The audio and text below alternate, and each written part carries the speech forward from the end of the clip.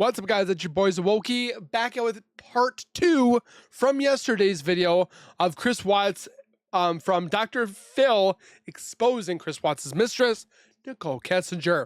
And you guys have been like boosting inside the comments stating you wanted part 2. So we're going to do that.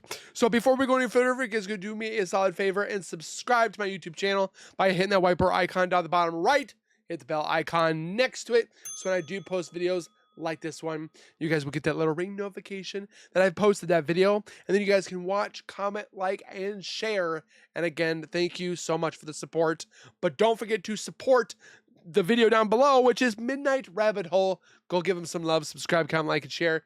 You know the deal. And with that being said, let's get into part 2.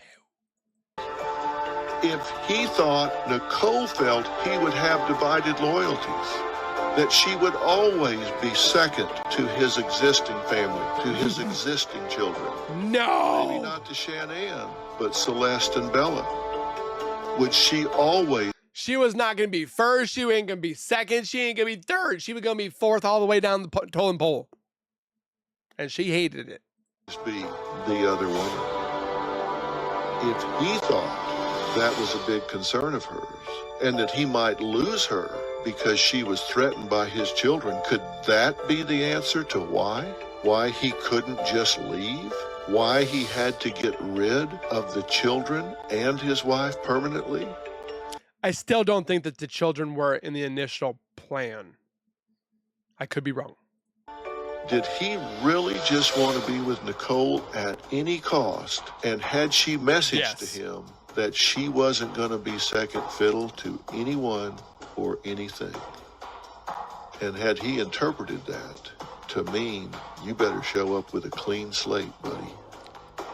But Nichol insisted she had not disclosed her worries about his children to Chris, only to the friend that she had said she had not talked to.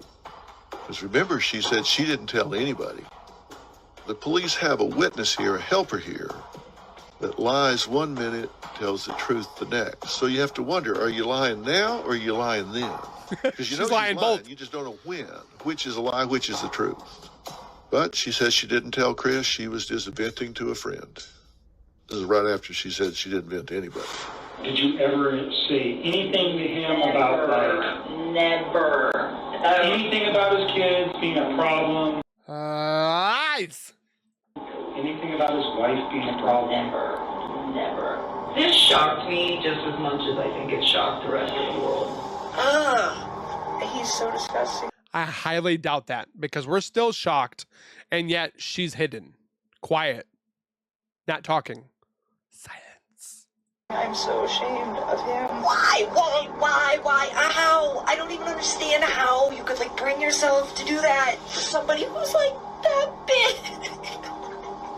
It's funny how she knew how big they were. Nichol said she believes that she in no way it's a toddler, or his family. Little girl. She stated to police, quote, I legitimately think his cheese was sliding off his cracker long before he met me. Is that why she fell in love with him? Nichol also texted that same friend, quote, Charlotte, he seems too good to be true. Well, which is it? His cheese is sliding off his cracker, or he's too good to be true? That's moldy cheese, by the way. It's just inconsistent. Certainly turns out she was right about his warped mind. In the days after her initial statement to police, she would frequently call detectives with additional information that she just remembered. And none of it made sense. I guess she was just sitting around and oh, wait a minute. Chris and Nichol spoke the night before, and quite a bit on the day of his family's disappearance. For most of the day, Chris told her he was busy with work, but the two exchanged text messages throughout the day as if everything was normal, as if Chris hadn't just murdered his family and concealed their bodies. Chris's day was busy because the tower of lies he had built were crashing down, and he was telling so many lies it was just impossible to keep up. Now, again, here's a window into his psyche. I've told you that narcissists have no empathy. They have no capacity to feel sorrow or remorse or to vicariously experience the pain that someone else might be feeling. That's why he has the ability to murder his pregnant wife and unborn child, and then ultimately his two innocent children, one of which looks at him in the eye and says, Daddy, no. "You're not going to do to me what you did to her, are you?" But he can then whip out his phone and flirt with his mistress like he was on the way to Arby's And yet he wants out. Okay, Chris. or something. That takes a special kind of cold-blooded, detached psyche. It was at 3:45 p.m. that Chris finally sent an ominous text message to Nichol telling her that his family was gone. Naturally, this sent Nichol into a tailspin. What did he mean? Gone where? What did he think had happened? Chris was evasive and, according to Nichol, didn't seem terribly concerned. She was struck by how emotionless he seemed about his family being missing.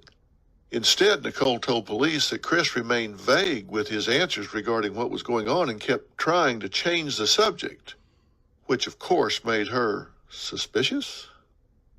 Question Nichol mark? also spoke to the Colorado Bureau of Investigation agent Kevin Kobach about an eerie late-night FaceTime call she had with Chris on Monday, August 13th.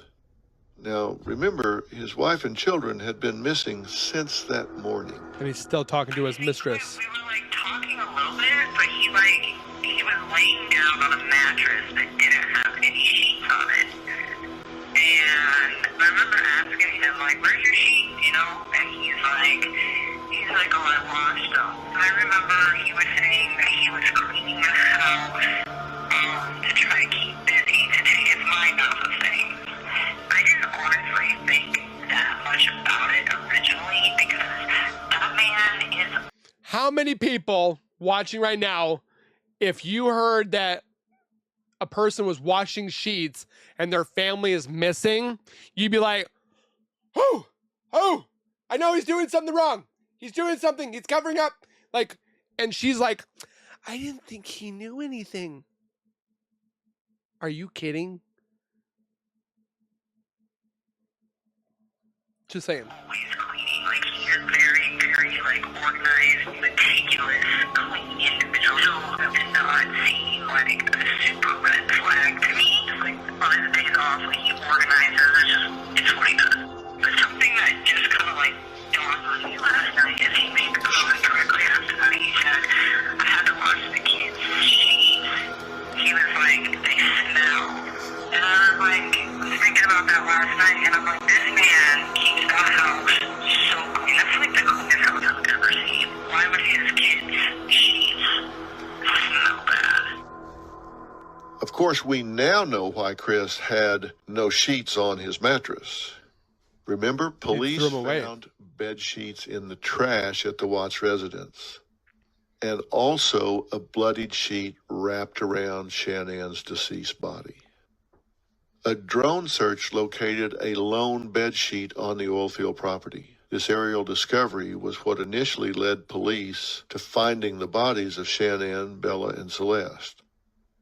So now, Chris is FaceTiming his mistress from his marital bed, the very same bed he had strangled his wife on just hours before. He's now lying in this bed, feet up, comfortable, FaceTiming his mistress. I highly doubt that. Nichol mentioned that during that FaceTime conversation, Chris had also said that the blankets in Bella and Celeste's room were missing and that he thought Shannan might have taken them. And when the police came the next day, the beds were made. He had washed their clothes. He had washed his clothes. He was doing damage control is what he was doing. Well, why would Shannan have taken the children's blankets when she left for a so-called play date? A play date that, when asked about it, he said, I don't know where. She just took them somewhere to play.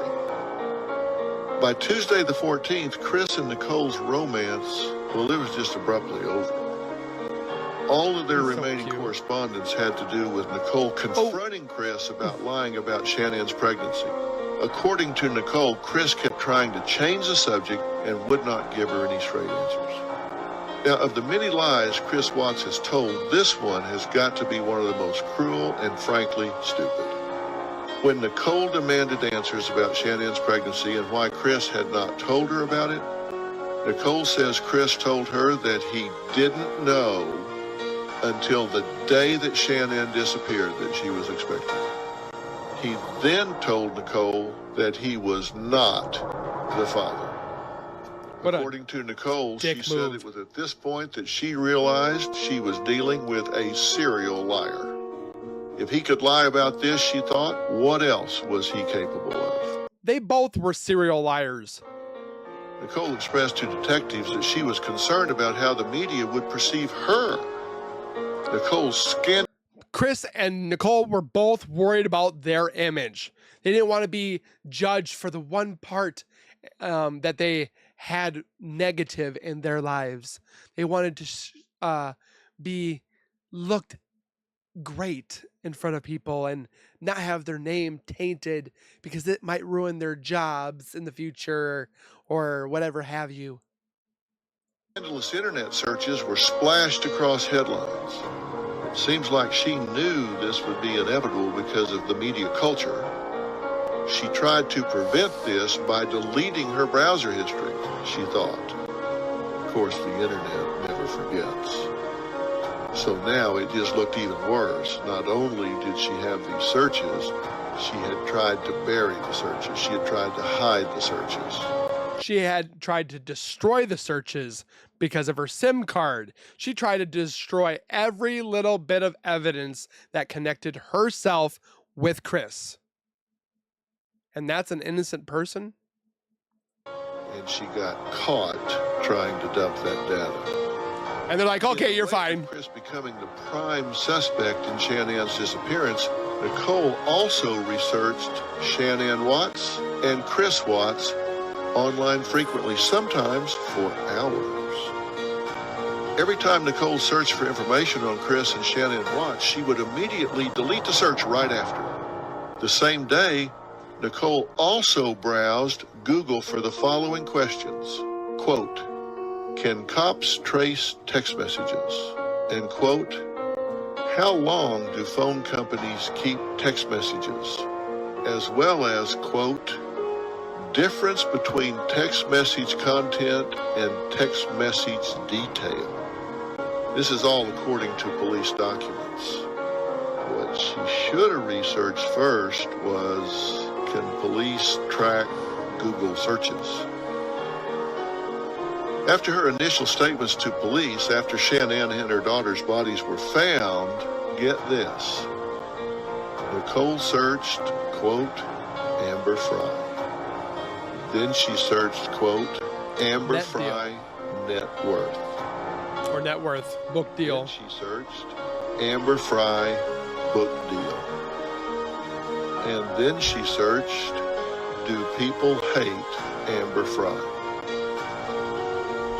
But yet she's innocent. As much as people compare Chris Watts to Scott Peterson, you can also easily compare Nichol Kessinger to Amber Frey.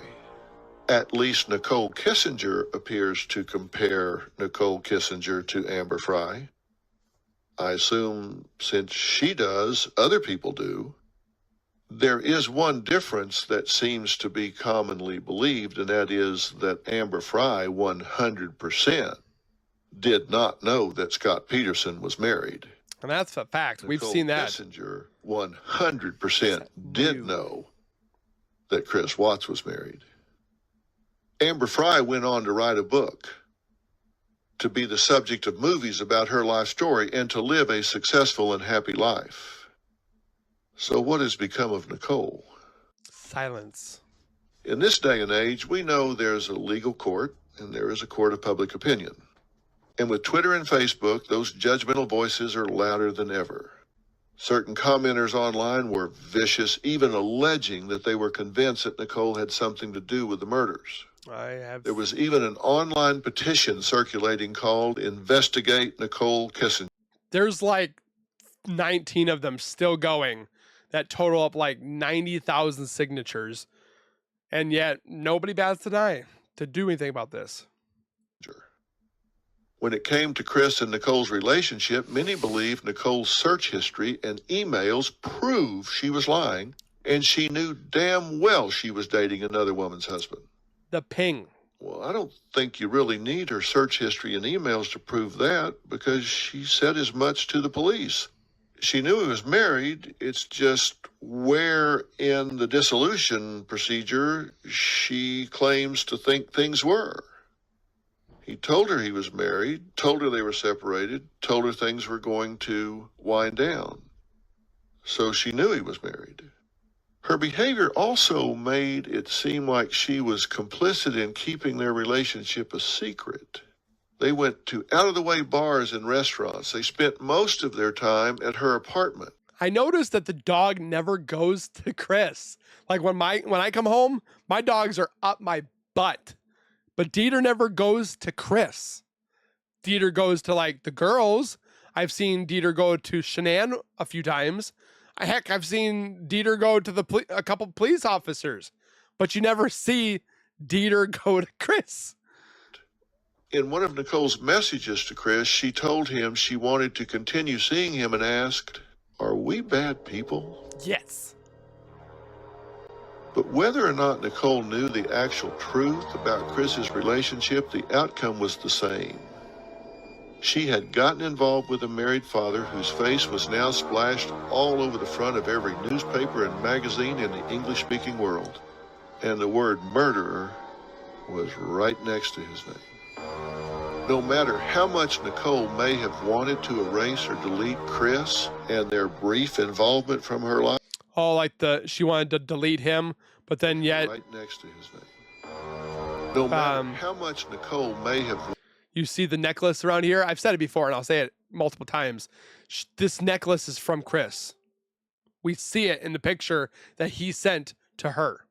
Wanted to erase or delete Chris and their brief involvement from her life? It seems that from now on, their names will be forever linked. Nichol mentioned that she and her friends were trying to do damage control by taking down her social media accounts and removing the photos that existed of her on Facebook. Well, it was too late. Everywhere you looked, on TV, in magazines, newspapers, there were photos of Nichol Kessinger. Everywhere. Another woman.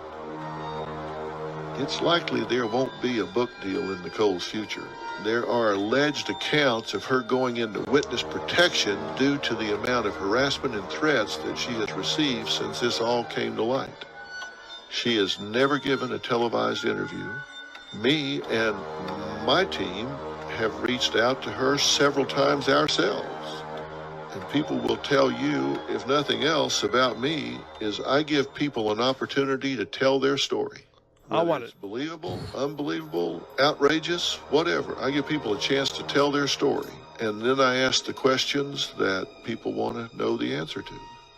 We've reached out to her time and time and time again. She's never called us back and has not been spotted publicly since. But her role in this horror story just might not have been completely done. Not just yet.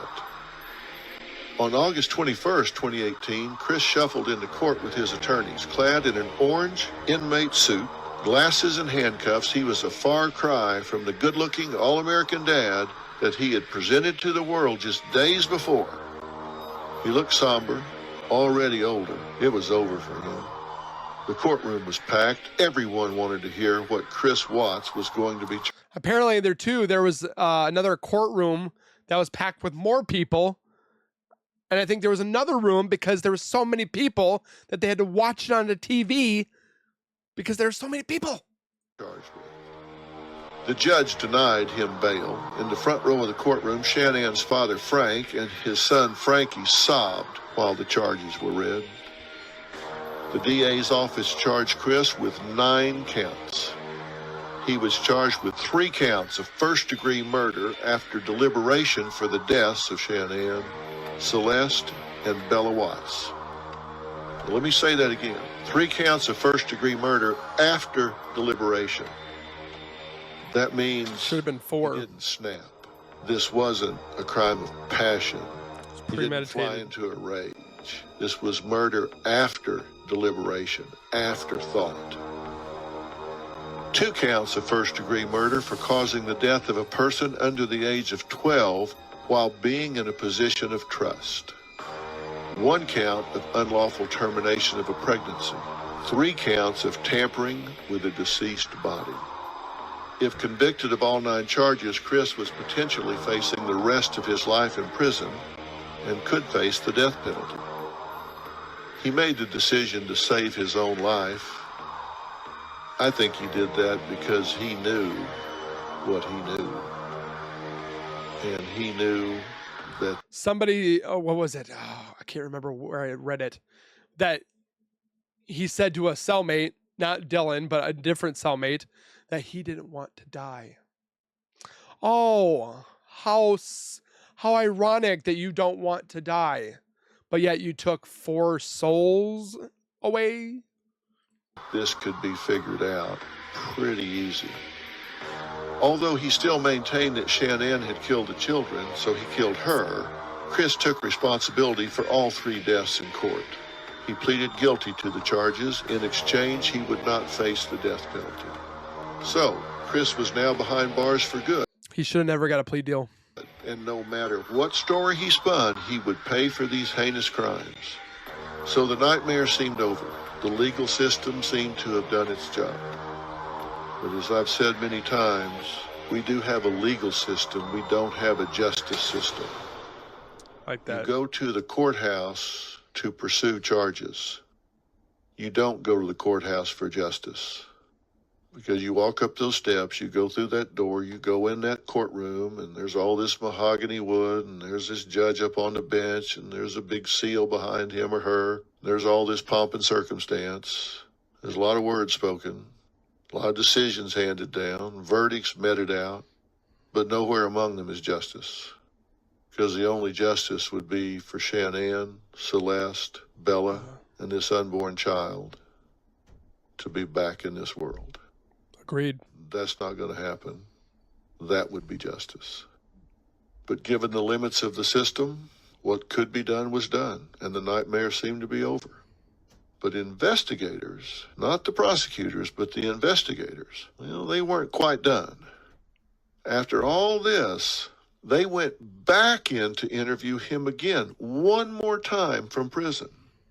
So what was their reason for this additional question? They've got everything they can get, right? The legal system has worked.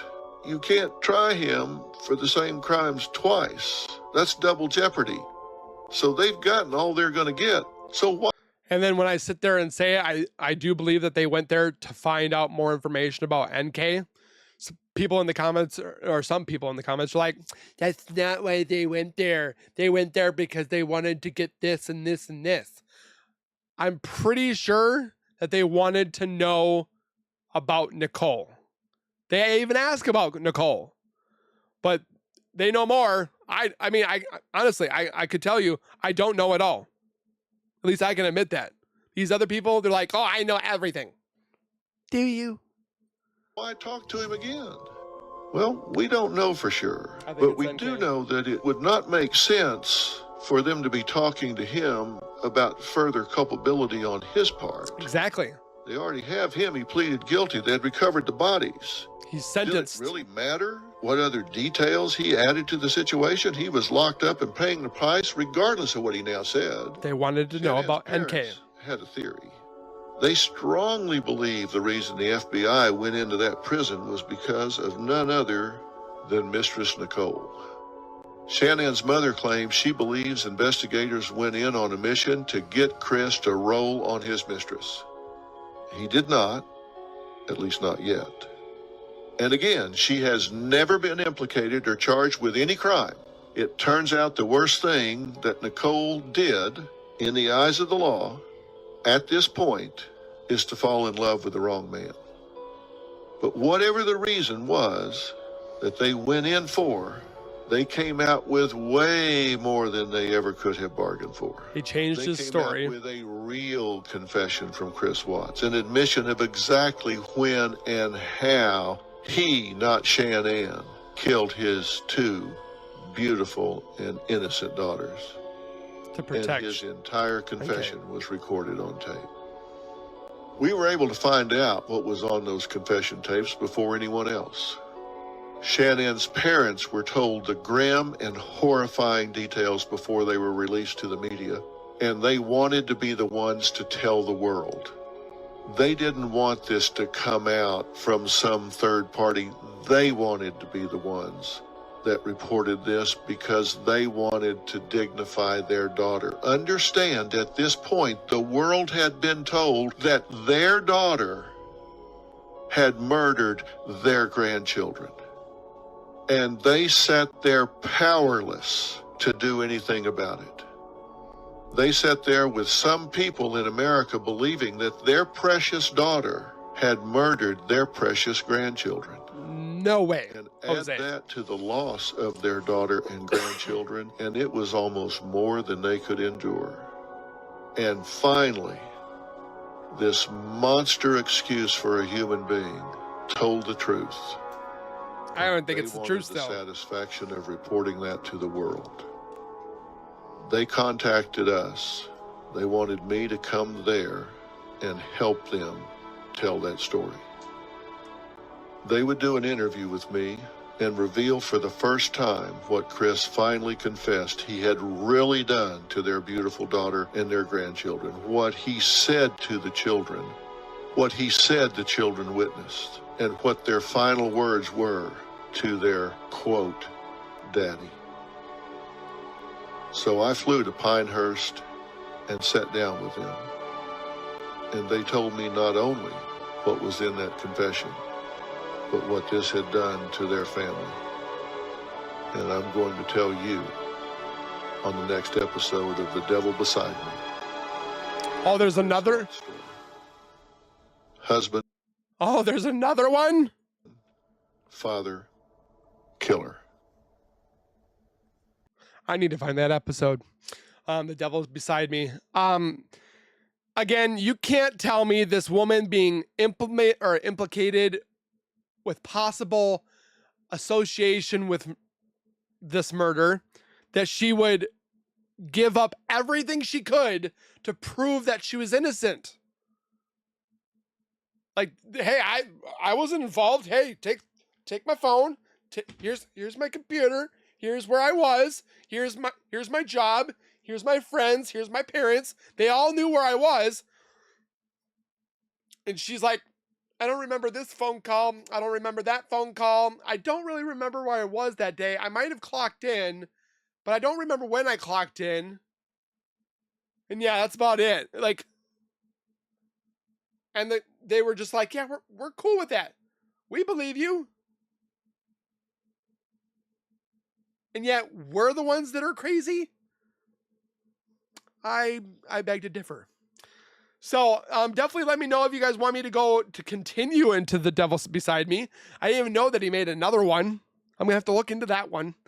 Or if you guys could help me find it, the second episode or whatever have you of Dr. Phil exposing Chris Watts' mistress, Nichol Kessinger. I definitely would love to read it or hear it. So again, comment your thoughts, your opinions, everything you guys need to tell me down below. I try to get to all of them, but there are hundreds, if not thousands. So bear with me. Don't forget to go over to Midnight Rabbit Hole, watch their videos as well. And we'll see you guys in the next video. Please take care, be safe, and as always, keep nerding on. And we will see you guys in the next video. Peace.